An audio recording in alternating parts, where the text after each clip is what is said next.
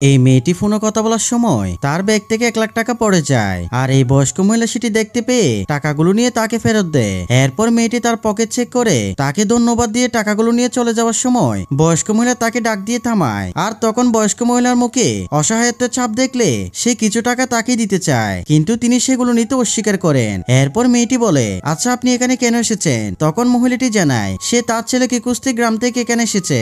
যেটা শুনে মেয়েটির ছেলের নাম জানতে চাইলে সে বলে, আমার ছেলের নাম রহিম। নামটি শুনে মেয়েটি অবাক হয়ে যায়। এরপর সে বলে, রহিম তো আমার স্বামীর নাম। আর সে কিছুক্ষণ চিন্তা করার পর বয়স্ক মহিলাকে বাসার ভিতর নিয়ে আসে। তখন বয়স্ক মহিলার কাছ থেকে তার ছেলের সম্পর্কে জানতে চাইলে সে বলে, জমি বন্ধক রেখে 5 বছর আগে তাকে শহরে পাঠিয়েছিলাম, কিন্তু এরপর থেকে সে আমার কোনো খোঁজ খবরই রাখে না। এইদিকে ঋণের কারণে মহাজন বাসায় থাকতে দিচ্ছে না। যেটা শুনে মেয়েটি তার হাজবেন্ডকে কল দিয়ে বাসায় দ্রুত আসতে বলে। এরপর বন্ধুরা কি হয় সেটি দেখার আগে তুমি যদি তোমার মাকে ভালোবেসে থাকো ভিডিওটি একটি লাইক দিয়ে চ্যানেলটি